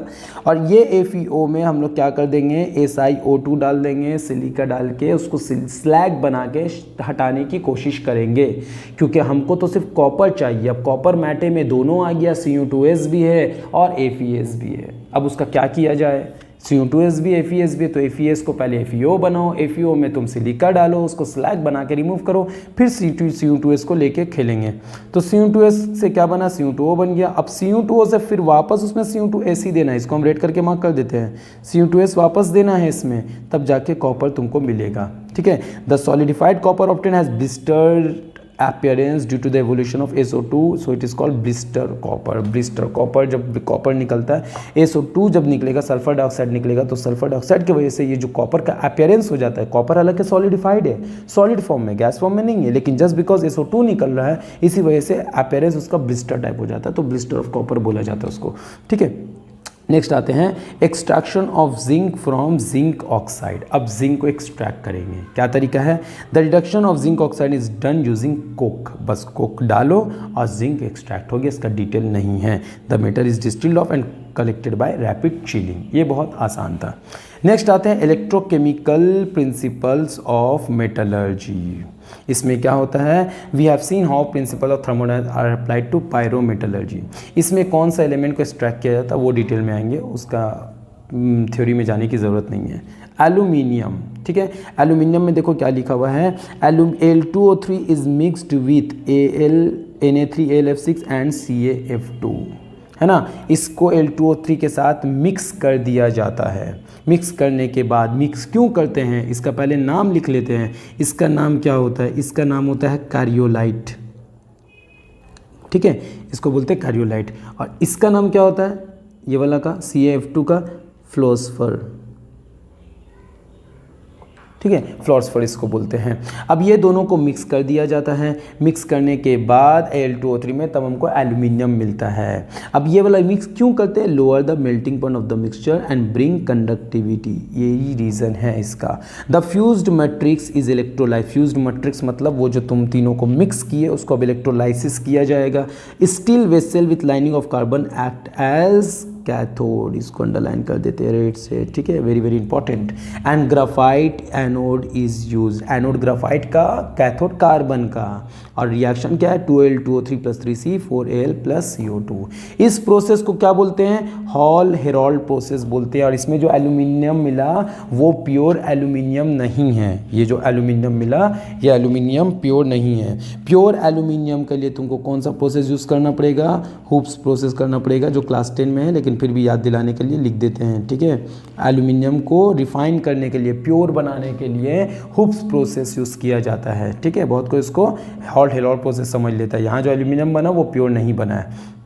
Next, copper from low grade ores and scrap. Low grade ores जो है और स्क्रैप जो है उससे अगर कॉपर को एक्सट्रैक्ट करना है उसका भी तरीका दिया है। Copper is extracted by hydrometallurgy from low grade ores. It is leached you out using acid और बैक्टीरिया। उसके बाद ये पॉइंट देखो, द सोल्यूशन, ये सोल्यूशन बन जाता है, सोल्यूशन के थ्रू होता है। तो कॉपर हाइड्रोमेटलर्जी के थ्रू जो हो रहा है, लो ग्रेड ओर से जो एक्सट्रैक्ट कर रहे हैं, तो इसमें सोल्यूशन तैयार हो जाता है, ठीक है। ये चीज़ को याद रखोगे तो इससे जो क्वेश्चन आएगा वो बन जाएगा। चलो नेक्स्ट आते हैं oxidation reduction. Oxidation reduction normal है, जानते ही हो, रेडॉक्स में पढ़े भी हो, तो उसमें डिटेल में जाने की ज़रूरत नहीं है, बस रीड कर लेना अपने से। As studied earlier, extraction of gold and silver involves leaching the metal with Cn-। This is also known as oxidation reaction. कौन कौन सा एलिमेंट, गोल्ड और सिल्वर को हम लोग क्या करते हैं, Ag मतलब सिल्वर, Ag मतलब गोल्ड, दोनों को एक्सट्रैक्ट करते हैं Cn- डाल के। अभी रिएक्शन दिया हुआ और यहाँ पे ये भी बता दिया था, जिंक डिस्प्लेस कर देगा, क्योंकि in this reaction zinc as a reducing agent की तरह ऐड करेगा, और गोल्ड को पहले तो गोल्ड बन गया कॉम्प्लेक्स कंपाउंड, साइनाइड के साथ चला गया, उसके बाद जिंक उसको रिप्लेस करेगा। चलो क्वेश्चंस में आते हैं। A reaction proceed towards product if del G negative, K positive होगा, क्योंकि के का बारे में तो पता ही है हम लोग को, थर्मोडायनेमिक्स में हम लोग पढ़ते हैं ना कि del G equal to -RTln K, तो के जितना ज़्यादा होगा डेल जी उतना नेगेटिव होगा, और डेल जी अगर नेगेटिव होगा तभी वो जाएगा forward reaction. If a metal is to be extracted from its ore and suppose the gangue is associated with the ore is silica, then तब हमको क्या ऐड करना है, तो ये तो हमको पता है कि हमको फ्लक्स ऐड करना है गैंग में, तभी तो स्लैग बनेगा। लेकिन फ्लक्स कौन सा होगा, तो गैंग जो है वो with the ore is silica, the gangue associated with the ore is silica, silica gangue बोला जा रहा है उसको, तो सिलिका वो एसिडिक ऑक्साइड होता है, तो इसीलिए हमको बेसिक फ्लक्स, ये gangue associated with the ore is silica, then basic flux is required, basic flux add करना पड़ेगा, क्योंकि गैंग जो है वो सिलिका है और वो सिलिका एसिडिक होता है, तो जब तुम फ्लक्स डालोगे बेसिक वाला तो वो गैंग के साथ रिएक्शन करेगा, करने के बाद स्लैग बन के निकल जाएगा। अगर हम एसिडिक फ्लक्स डाल देंगे तो वो गैंग के साथ रिएक्शन नहीं करेगा।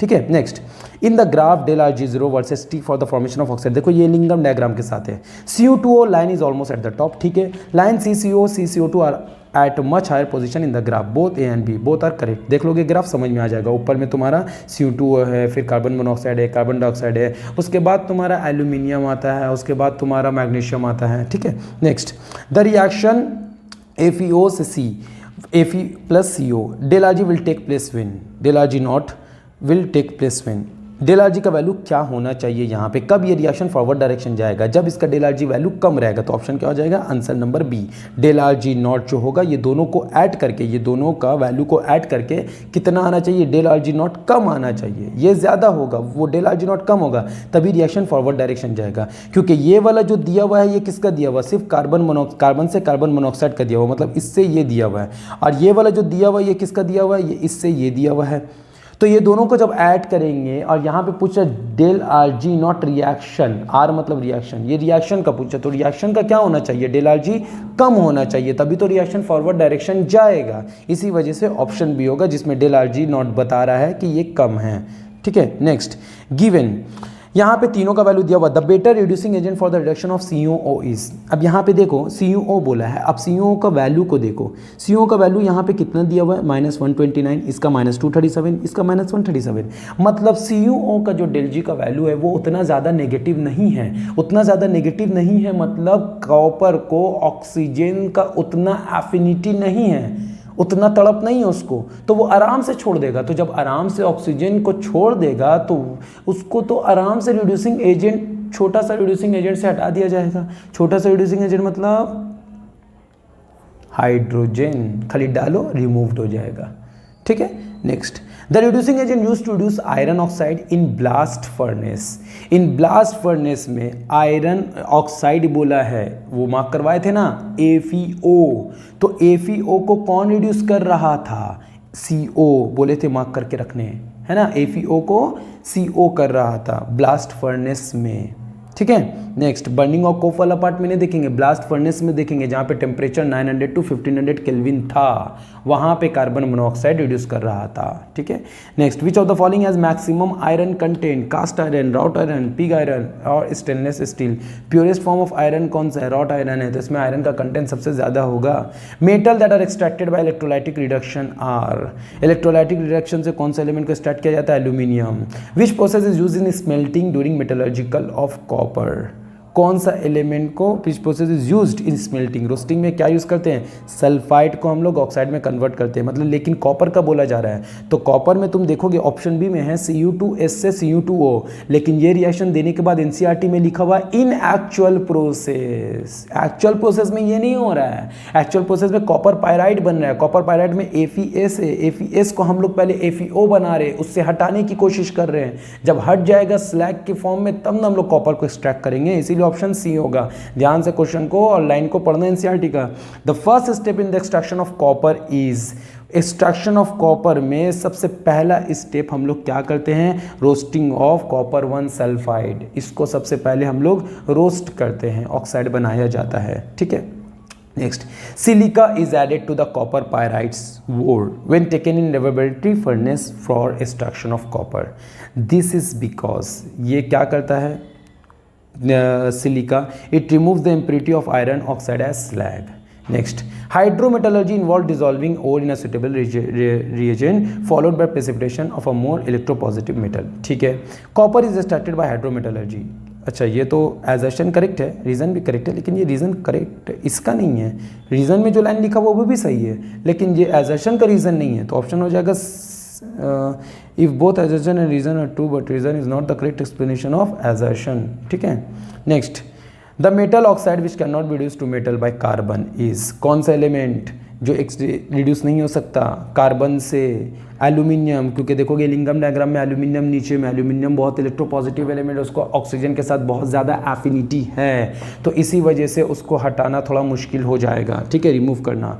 Next, blister copper obtain during the extraction of copper is so called because वहाँ पे SO2 निकलता है। Slab formed in blast furnace remove the impurity of, कौन सा इम्प्योरिटी निकालता है? FeO को रिमूव करता है। SiO2 सिलिका है, रिमूव किसको करता है वो पूछा गया है।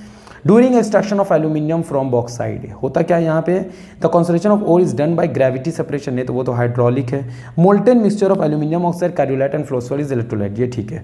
Next, from the Ellingham diagrams on carbon which of the following statement is false, कौन सा गलत है? ये रीड कर लोगे, ये मतलब डायग्राम में देख लेना। ऑप्शन सी जो है CO is less stable then CO2। CO less stable कैसे हो जाएगा?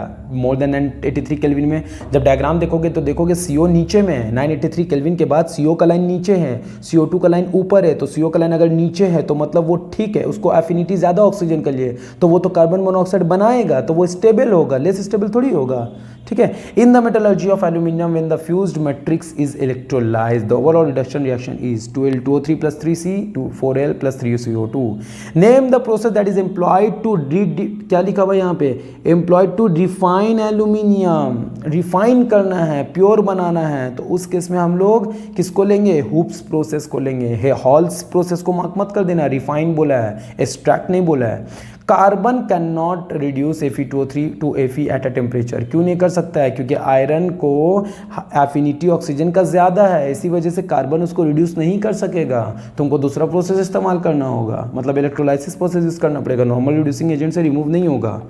इन aluminothermic process aluminium act as, aluminium किस तरीक़े से एक्ट करेगा? एज अ रिड्यूसिंग एजेंट, क्योंकि एल्यूमिनोथर्मिक बोला मतलब थर्मोडायनेमिक्स से रिलेटेड, तो थर्मोडायनेमिक्स से रिलेटेड में क्या होता है कि एलिमेंट जो होता है, चाहे वो आयरन हो, एल्यूमिनियम हो या कोई और एलिमेंट हो, वो रिएक्शन करता है ऑक्साइड के साथ और वो रिमूव कर देता है, ऑक्साइड को रिड्यूस कर देता है, तो इसी वजह से रिड्यूसिंग एजेंट की तरह बिहेव करता है, ठीक है। तो एल्यूमिनियम के केस में एल्यूमिनियम क्या करेगा? उसको रिड्यूस कर देगा, मतलब एज अ रिड्यूसिंग एजेंट काम करेगा।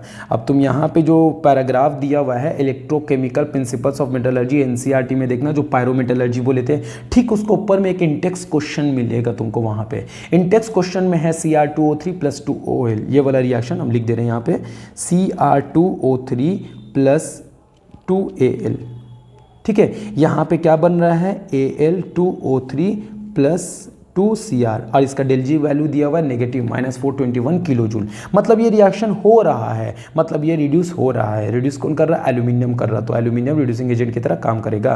Cryolite and fluorspar are mixed with Al2O3 during electrolysis for extraction of aluminium 2।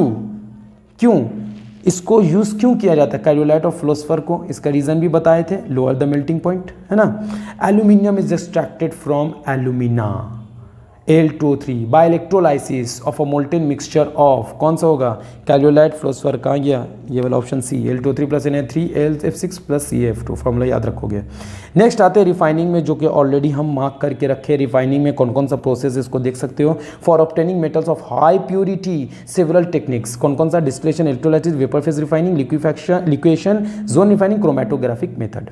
इसमें डिस्टिलेशन में क्या है? Low boiling metals, zinc and mercury. Liquidation में क्या है? Low melting metal like tin. Electrolytic refining में क्या है? ये वाला पॉइंट को अच्छे से मार्क कर लेना है। The impure metal is made to act as cathode, ठीक है, ये वाला पैराग्राफ को अच्छा से देख लेना। The impure metal is made to act as anode, a strip of the same metal in pure form is used as cathode, they are put in a suitable electrolytic bath containing soluble salt. अब उसको explanation अच्छा से यहाँ पे तुमको मिलेगा, ये वाला। Anode are made up of impure copper and pure, ये वाला जिसको हाईलाइट करके बताते हैं, एक मिनट रुक जाओ, ये वाला। Anodes are impure copper, pure copper strips are taken as cathode, और इलेक्ट्रोलाइट होगा acidified solution of copper sulphate, ये 3 को याद रखना है, ठीक है। इलेक्ट्रोलाइटिक रिफाइनिंग में यूज़ होता है। नेक्स्ट आते हैं एनोड मड। एनोड मड में क्या बोला है? एनोड मड किसको बोलते हैं? Impurities from the blister of copper deposit as anode mud, जो जम जाता है इम्प्यूरिटीज उसको एनोड मड बोला जाता है, जो डिपॉजिट हो जाता है। Which contain antimony, selenium, tellurium, silver, gold and platinum, ये सब जितना सारा है वो सब एनोड मड है, ठीक है। Next zone refining. Zone refining किसके लिए यूज होता है? This method is based on the principle that the impurities are more soluble in the melt than in the solid state of the metal, ठीक है। This end is cut off. This method is very useful for producing semiconductor and other metals of very high purity. देखो इसका मतलब क्या है, हम यहाँ पे डायग्राम जो दिया हुआ उसको समझाते हैं। ये वाला जो पोर्शन दिया हुआ डायग्राम को अच्छे से समझोगे, ठीक है। ये जो पोर्शन दिया हुआ है, ये वाला पार्ट जो है, ये वाला पार्ट तुम्हारा है मोल्टेन वाला पार्ट, ठीक है। मोल्टेन मेल्ट हो गया, ठीक है। और ये वाला जो पार्ट है, ये पूरा पार्ट है, ये पूरा पार्ट क्या है? मेटल है, ठीक। अब तुमको मोल्टेन वाला पार्ट को हटाना है, क्योंकि मोल्टेन के पास ही इम्प्यूरिटी है, उसको तुमको हटाना है। और मोल्टेन जहाँ जहाँ टेम्परेचर ज़्यादा रहता है, बढ़ता है, वहाँ वहाँ तुम्हारा जो मेटल है वो मोल्टेन होता चला जाता है। तो तुम इसको क्या करोगे? ये वाला व्हील के थ्रू इसको हम लोग शिफ्ट करेंगे। तो जैसे जैसे शिफ्ट करते जाओगे, देखो induction coil heaters moving as shown, तो ये जो हीटर्स है, ये हीटर को मूव करते किया जा रहा है राइट हैंड साइड में। तो जब मूव करेंगे तो मोल्टेन पार्ट जो है वो कहाँ शिफ्ट हो जाएगा? हीटर जहाँ जहाँ जाएगा, लास्ट में जैसे ही पहुँचेगा हम इसको क्या करेंगे? यहाँ से कट कर देंगे। तो मेटल जितना सारा है पूरा एक्सट्रैक्ट हो जाएगा, मतलब कलेक्ट हो जाएगा, और जो मोल्टेन पार्ट था वो कट के निकल जाएगा, ठीक है। यही है जोन रिफाइनिंग। अब यहाँ पे क्या लिखा हुआ है? This and is cut off, यही एंड को कट करने का बोला जा रहा है कि पूरा शिफ्ट कर देंगे, लास्ट में कट कर देंगे। This method is very useful for producing semiconductor and other metal of very high purity. अगर हाई प्योरिटी में अगर तुमको कलेक्ट करना है एलिमेंट को, तो ये प्रोसेस को, मेथड को फॉलो करना पड़ता है। एग्जाम्पल क्या है? Germanium, silicon, boron, gallium and indium, ये सब एग्जाम्पल को याद रखोगे, ठीक है। नेक्स्ट आते हैं। नेक्स्ट है तुम्हारा vapour phase refining. Vapour phase में 2 पार्ट होता है। पहला पॉइंट क्या दिया हुआ है? The metal should form a volatile component with an available reagent, और दूसरा है कि वो डिकम्पोज इजीली हो जाना चाहिए, तभी रिकवर कर सकते हैं हम इजीली, ठीक है। अब पहला पॉइंट का कलर को देखो और मॉन प्रोसेस को देखो। पहला पॉइंट जो दिया हुआ वोलेटाइल कंपोनेंट, वो मॉन प्रोसेस के लिए दिया हुआ है। मॉन प्रोसेस फॉर रिफाइनिंग निकेल, ठीक है। निकेल यहाँ पे रिफाइन होता है मॉन प्रोसेस में। हो क्या रहा है? निकेल है, निकेल में कार्बन मोनोऑक्साइड देके पहले कॉम्प्लेक्स बना, उसके बाद फिर कॉम्प्लेक्स से हम लोग वापस से निकेल बना लिए हीट करने के बाद, ठीक है। डन। चलो नेक्स्ट हम लोग आते हैं क्या? नेक्स्ट तुम्हारा है, दूसरा है van Arkel method for refining zirconium and titanium. ये 2 एलिमेंट वैन आर्केल मेथड के लिए, मतलब ये किसके लिए है? यहाँ पे मार्क कर देते हैं, ये वाला इस पॉइंट के लिए है, ठीक है, पॉइंट नंबर 2 के लिए। अब यहाँ पे देखो लाइन क्या लिखा हुआ है, इसको फिर से मार्क कर देते हैं हम, बेटर होगा। This method is very useful for removing all the oxygen and nitrogen present in the form of impurity। और ऑक्सीजन और नाइट्रोजन को इम्प्यूरिटी के फॉर्म में अगर वो प्रेजेंट है तो उसको निकाल दिया जाता है। ये मेथड बहुत काम आता है इस चीज़ के लिए, ठीक है। नेक्स्ट इसका रिएक्शंस देख लोगे। ZR जो है आयोडीन के साथ रिएक्शन कर रहा है, किसमें? वैन आर्केल मेथड में आयोडीन के साथ रिएक्शन हो रहा है, और ऊपर वाला में कार्बन मोनोऑक्साइड के साथ निकेल का रिएक्शन हो रहा है, तो ये चीज़ ध्यान में रखना। नेक्स्ट आते हैं क्रोमैटोग्राफिक मेथड। क्रोमैटोग्राफिक मेथड का डेफिनेशन देखो नीचे में हम लिखे हैं। Chromatography is based on the principle that different component of a mixture are adsorbed to different extent on an adsorbent। दोनों adsorb ऐसे करके हैं, दोनों एड्जॉर्बेंट होगा, ठीक है। एक एब्जॉर्ब्ड होगा और एक एड्जॉर्बेंट होगा। जो एब्जॉर्ब करता है उसको एड्जॉर्बेंट बोलते हैं, और जो एड्जॉर्ब्ड हो जाता है वही चीज़ यहाँ पे लिखा हुआ है क्रोमैटोग्राफिक में। अब इसका क्वेश्चंस कैसा आता है कि जैसे एक पेपर लिए ना, पेपर ले लिए, टिश्यू पेपर ले लिए, मान लो वो एड्जॉर्बेंट है, टिश्यू पेपर लिए, उसमें 2 कलर डाले, डालने के बाद तुम उसको डिजोल्व करोगे पानी में टिश्यू पेपर को भिंगाओगे, तो वो जो कलर है वो तुम्हारा जो ज़्यादा एड्जॉर्ब हो जाएगा वो नीचे रहेगा, और जो कम एड्जॉर्ब होगा वो स्पीड में ऊपर की तरफ आ जाएगा, ठीक है। Column Column chromatography is very useful for purification of the elements which are available in minute quantities and the impurities are not very different in chemical properties from the element. तो ये वाला चीज़ देख लोगे, ये वाला लाइन को हम highlight कर देते हैं, are not very different in chemical properties. ठीक है, नेक्स्ट ये वाला पार्ट कंप्लीट होता है क्रोमेटोग्राफी. इतने से ज़्यादा, इससे ज़्यादा पढ़ने की ज़रूरत नहीं है. नेक्स्ट आते हैं uses of aluminium, copper, zinc and iron. क्या क्या चीज़ें सब अंडरलाइन हम करके रखे हैं. एल्यूमिनियम कहाँ पे यूज़ होता है? रैपर्स में, फूड मटेरियल में. Wires of aluminium are used as electrical conductors. ठीक है, कॉपर का देख लो क्या लिखा हुआ है. Copper is use for making wires used in electrical industry and for water and steam pipes. Copper use होता है.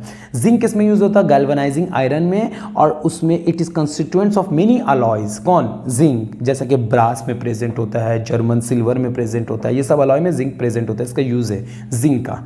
नेक्स्ट है cast iron. Cast iron which is the most important form of iron is use for casting stoves, railway sleepers, gutter pipes, toys, etc. It is used in the manufacture of wrought iron and steel. Wrought iron is used in making anchors, wire, bolt, chains and agriculture implements. ये wrought iron का example दिया हुआ. Pig iron, cast iron, wrought iron, ये सब तो हम लोग पढ़ चुके पहले. Alloy steel is obtained when other metals are added to it. Nickel steel is used for making cables, automobiles and aeroplane parts. Pendulum, measuring tapes. Chrome steel is used for cutting tools and crushing machines, and stainless steel is used for cycles, automobiles, utensils, pens, etc. अब इससे related questions क्या आएगा refining और uses से, उसको हम लोग देख लेते हैं. चलो, इन इलेक्ट्रोलाइटिक रिफाइनिंग, ये तो जूम नहीं किया हुआ ना, चलो ठीक है. In electrolytic refining method the impure metal is made to act as anode.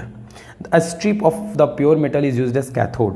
Anode and cathode are kept in a suitable electrolytic bath containing soluble salt of the same metal. All the above are true, है ना.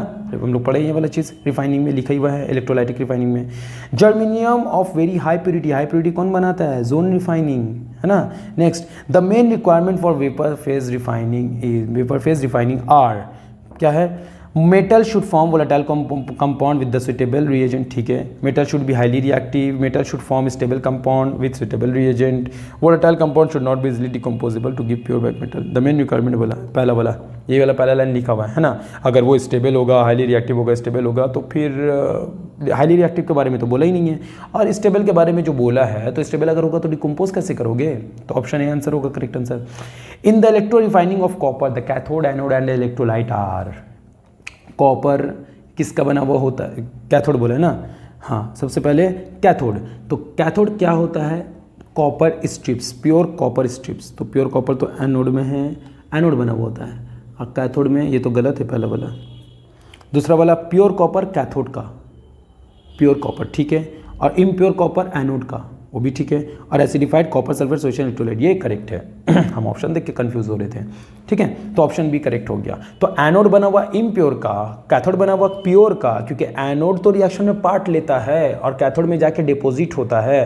तो anode जो लेते हैं हम लोग thick block लेते हैं, और कैथोड जो लेते हैं वो थिन शीट लेते हैं. तो एनोड से डिपोजिट होने के बाद कैथोड में जाके डिपोजिट हो जाता है. Next, which of the following steps is are involve in vapour phase refining? कौन सा? The metal is converted into volatile compound and collected. After collecting the metal it is decomposed to give pure metal. ये दोनों both and B correct है.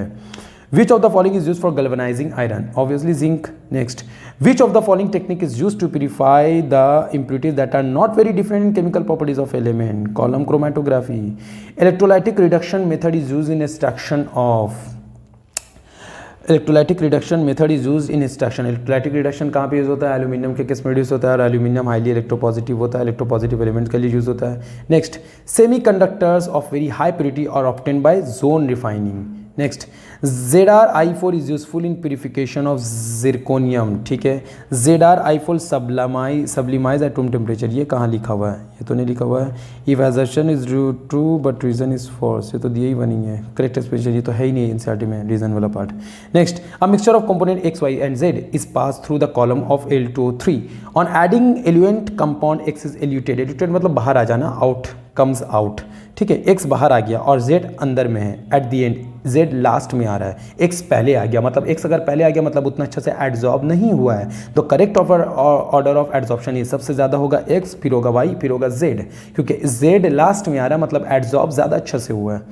A process of purification is represented by the following equation, दे दिया correct name of the process is zirconium और titanium, मतलब van Arkel में तो iodine use होता है, लेकिन बुक में एनसीईआरटी में सिर्फ जिरकोनियम का दिया हुआ है, टिटेनियम का रिएक्शन नहीं दिया हुआ, लेकिन टिटेनियम भी तो लिखा हुआ है कि होता है, तो यहाँ पे क्वेश्चन में टिटेनियम का रिएक्शन दे दिया है। During the process of electrolytic refining of copper some metals present as impurities settled as anode mud, these are, anode mud में कौन कौन होता है, लेड और जिंक बोला नहीं, टीन और Ag बोला है, FeN, Ni बोला है, Ag and Au बोला, हाँ सिल्वर एंड गोल्ड तो होता है। Next, chromatographic method is based on the principle that different component of a mixture are differently adsorbed on an adsorbent, देखो मिले ना ये वाला पार्ट, एडजॉर्ब्ड एडजॉर्बेंट है ना, तो ये वाला तुम्हारा हो जाएगा ऑप्शन करेक्ट वाला। दूसरा है सेम कंपोनेंट, तीसरा है डिफरेंट कंपोनेंट, लेकिन यहाँ पे लिखा हुआ AB एब्जॉर्ब, तो ये गलत हो गया, ठीक है, तो इसीलिए ऑप्शन हो गया नंबर ए। चलो next, the process of zone refining is use in the purification of aluminium, copper, Ag, germanium. Zone refining is based on the solubility of impurities in the molten state than in the copper state of the metal. Reason में है pure metal oxide is obtained in zone refining, तो pure metal oxide कहाँ बनता है, zone refining में। हम लोग zone refining में मेटल को बनाते हैं, मेटल ऑक्साइड को नहीं बनाते हैं, राइट। तो यहाँ पे हम लोग का आंसर हो जाएगा if assertion is true but reason is false. ठीक है, यहाँ तक क्लियर, आई होप कोई कंफ्यूजन नहीं होगा। चलो next, Which of the following metal is used for making wires in electrical industry and used in water and steam pipes? Copper. When Arkel method for refining zirconium involves, देखो ये वाला reaction बहुत अच्छा है, zirconium बोला involves, क्या involves? Removing all oxygen and nitrogen impurities, underline करवा दिया था, ठीक है। Which one of the following is true in electrolytic refining? कौन सा ट्रू है? Impure metal is made cathode, नहीं कैथोड तो प्योर होता है, impure एनोड होता है, ठीक है। नेक्स्ट, ये जूम क्यों हो जा रहा है? Some special characteristics of metal A are given below. The most important form of iron used for casting stove, railway sleepers, gutter pipes, toys, etc. It is also used in making of wrought iron and steel. तो ये कौन use करता है? हम लोग cast iron का काम होता है ये, ठीक है। Next, in which of the following method of purification metal is converted to its volatile compound which is decomposed afterwards to give pure metal? Purification बोला, वोलाटाइल कंपाउंड बोला है विच इज़ डिकम्पोज, दोनों पॉइंट बोल दिया, volatile भी बोल दिया, decompose भी बोल दिया। तो वोलाटाइल और डिकम्पोज वाला पॉइंट्स हम लोग कहाँ पे पढ़े थे? वो जो था ना मॉन्ड्स प्रोसेस से ऊपर में, तो पहला पॉइंट में था वोलाटाइल, दूसरा में था डिकम्पोज। तो वोलाटाइल था मॉन्ड प्रोसेस के लिए और दूसरा वाला स्टेप था डिकम्पोज वैन आर्केल मेथड के लिए। तो मॉन्ड प्रोसेस में कार्बन मोनोऑक्साइड का एडिशन हो रहा था और वैन आर्केल में आयोडीन का एडिशन हो रहा था। तो ऑप्शन ये वाला नंबर 1 भी करेक्ट है और heating with steam of CO number 4 भी करेक्ट है। तो ऑप्शन कौन सा हो जाएगा? 1 and 4। 1 and 4 कहाँ? Both 1 and 4। ठीक है, इस तरीके से क्वेश्चन आता है तो उसको अच्छा से लाइन बाय लाइन पढ़ोगे। अब आते हैं ईयरली बेस्ड क्वेश्चन जो ऑलरेडी जेईई मेंस और नीट में क्वेश्चन आ चुका है, उसको डिस्कस कर लेते हैं। Identify the correct statement, sorry incorrect बोला है, इनकरेक्ट स्टेटमेंट कौन सा होगा? ठीक है, the scientific and technological process, अच्छा ये वाला क्वेश्चन अभी हम लोग थोड़ी देर पहले किए थे, है ना। The gangue is an ore, gangue तो और नहीं है, वो तो इम्प्योरिटीज है। Considering Ellingham diagram, which of the following metal can be use to reduce alumina, alumina के जो नीचे होगा वो रिड्यूस एल्यूमिना को कर देगा क्योंकि वो खुद ऑक्सीडाइज हो जाएगा, उसका एफिनिटी ज्यादा होगा ऑक्सीजन के लिए, तो वो है magnesium. Which one of the following ores is best concentrated by froth flotation process, froth flotation में ZNS और PBS यूज़ होता है, याद होगा डिप्रेशन के कॉन्सेप्ट में करवाया, पार्ट में करवाया था। PBS को गैलेना बोले थे, बताया भी था, है ना, तो हो गया galena. Next, match the ores column A with the metals of column B, ये वाला मैचिंग खुद से कर लेना, ठीक है। देख के NCERT का टेबल जो है, NCERT का टेबल सामने में रख के इसको कर लेना, ठीक है। हम आंसर बता देते हैं यहाँ पे देख के। सिडेराइट बोला है, तो सिडेराइट जो होता है वो किसका और होता है? आयरन, AfCO3 मतलब आयरन, तो 1 का हो गया C, मतलब ऑप्शन CD में कोई एक होगा। काओलिनाइट, काओलिनाइट का क्या होता है? एल्यूमिनियम का होता है, मतलब वो हो गया 2 का D दोनों CD में दोनों में दिया हुआ है, अच्छा मतलब 3 को चेक करना पड़ेगा। मैलाचाइट, मैलाचाइट होता है कॉपर का, तो ये हो गया 3 का B, तो option C is the correct answer. चलो next, roasting of sulphides gives the gas X, SO2 gas देता है, बस डायरेक्ट आंसर हो गया, इतना बड़ा लंबा चौड़ा दे दिया है। है ना, SO2 निकालता है। In the extraction of copper from its sulphide ore, sulphide oxide से कॉपर जो एक्सट्रैक्ट करेंगे, the metal is finally obtain by the reduction of copper oxide with cuprous oxide. तो एक रिएक्शन बताए थे ना कि क्यूप्रस कॉपर 1 सल्फाइड से तुम ऑक्साइड तो बनाए, ऑक्साइड में फिर तुमको सल्फाइड देना पड़ेगा। देखोगे एनसीईआरटी में दोनों रिएक्शन लिखा हुआ है, फिर उसमें सल्फाइड देने के बाद तुमको कॉपर एक्सट्रैक्ट होगा, तो हो जाएगा copper 1 sulphide answer. The metal oxide which can not be reduce to metal by carbon, carbon से कौन रिड्यूस नहीं होगा, एल्यूमिनियम, क्योंकि बहुत इलेक्ट्रोपॉजिटिव है, हाई एफिनिटी फॉर ऑक्सीजन, तो रिड्यूस कार्बन नहीं कर सकेगा, इलेक्ट्रोलाइसिस ही करना पड़ेगा। मैच द कॉलम फिर से आ गया, ये वहाँ पे बोला है साइनाइड प्रोसेस, फिर बोला है फ्रस्फोर्टेशन प्रोसेस, इलेक्ट्रोलाइटिक रिडक्शन में तो एल्यूमिनियम का एक्सट्रैक्शन होता है, जोन रिफाइनिंग में जर्मीनियम आता है, तो डी का आएगा 4, है ना, डी जाएगा 4 में, ठीक है, डी 4 में चले गया। Option C correct answer. A का बोला है 1, डी 4, ए का 1 बोला है, अच्छा जो गलत हो गया, 1 मिनट सॉरी, डी 1 है ना, डी का 1 है, तो ये ऑप्शन ए ऑप्शन डी दोनों में से कोई एक होगा। सी कहाँ से हो जाएगा भाई, ऑप्शन ए और ऑप्शन डी में कोई एक होगा। ए का 4 बोल रहा है, ए का 3 बोल रहा है। ए का 3 में एक्सट्रैक्शन ऑफ एल्यूमिनियम, ए का 4 एक्सट्रैक्शन ऑफ गोल्ड, हाँ साइनाइड गोल्ड होता है, ए का 4 मतलब ऑप्शन हो गया ए करेक्ट आंसर। साइनाइड में गोल्ड और सिल्वर आता है ना। Next, in Hall Heroult process pure aluminium और क्या, नहीं sorry aluminium is formed at the cathode is made out of, Hall Heroult's process में बोल रहा है कि कैथोड किससे बना हुआ है, वो तो कार्बन से बना हुआ होता है ना, तो आंसर ये हो जाएगा D. Extraction of gold and silver involve leaching with CN-, ठीक है। Silver is later recovered by displacement of with zinc, zinc displace कर देता उसको। ये डायग्राम देख लो, ये डायग्राम देखने के बाद बताना है आंसर के कौन सा होगा। At 500 degree Celsius coke can be use for the extraction of zinc from ZNO, ZNO से जिंक तुम बना लोगे कोक, ZNO से जिंक, ये 500 डिग्री सेल्सियस है ना, ये वाला देखो 500 डिग्री सेल्सियस, एलिंगम डायग्राम से कैसे सॉल्व होगा क्वेश्चन वो बता रहे हैं, ठीक है। यहाँ पे जिंक ऑक्साइड है और कोक बोला है, कोक मतलब कार्बन, कार्बन का ये वाला लाइन है, ये वाला कार्बन का लाइन है और ये वाला जिंक का लाइन है, तो जिंक तो नीचे बोल रहा है Coke can be used for the extraction of zinc, तो जिंक ऑक्साइड से तुम जिंक को निकाल पाओगे, कार्बन निकाल पाएगा, नहीं निकाल पाएगा क्योंकि कार्बन तो ऊपर में है, तो ये वाला गलत है, ऑप्शन ही नहीं होगा।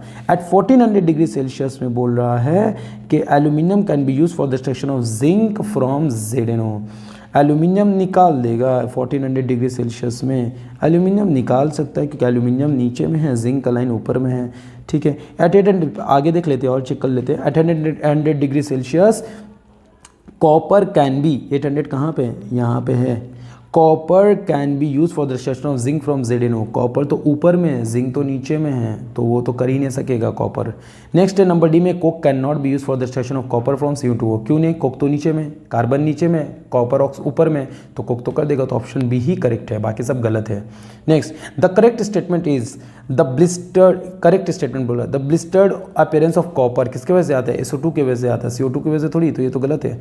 Leaching of bauxite using concentrated NaOH solution gives sodium aluminate and sodium silicate, the Hall Heroult process is used for the production of aluminium and iron, pig iron is obtained from cast iron, cast iron से pig iron, तो ये वाला तुम्हारा leaching of bauxite using concentrated NaOH solution gives sodium aluminate and sodium silicate, तो जो leaching of bauxite करते हैं, leaching वाला जो प्रोसेस में बॉक्साइड वाला रिएक्शंस था NCERT में, let me see, I am also forgetting here, so NCERT देखना है, गलत जवाब देने से बेहतर है देख लें। तो यहाँ पे सोडियम एल्यूमिनेट बनाता है, the sodium aluminate present in solution is utilised to passing sodium this is silicate, हाँ sodium silicate remains in the solution, अच्छा सोडियम सिलिकेट भी बनता है, SiO2 dissolve forming sodium silicate, तो सोडियम सिलिकेट भी बनेगा, तो ये ऑप्शन भी ये वाला और sodium aluminate and sodium silicate ये करेक्ट ऑप्शन है। बाकी जो अच्छा करेक्ट बोला ना, bauxite using concentrated solution gives sodium aluminate sodium silicate, the whole process used for the production of aluminium, हाँ एल्यूमिनियम के लिए, आयरन के लिए तो यूज़ नहीं होता, तो ये तो इनकरेक्ट हो गया ना। अब pig iron is obtained from cast iron, pig iron cast iron से थोड़ी बनता है, ये तो ऐसा लिखा ही बनी है, तो option B is the correct answer. Next, match the column, match the column भाई फिर से कर लेना, अपने से देख लेना, वैसे इजी है।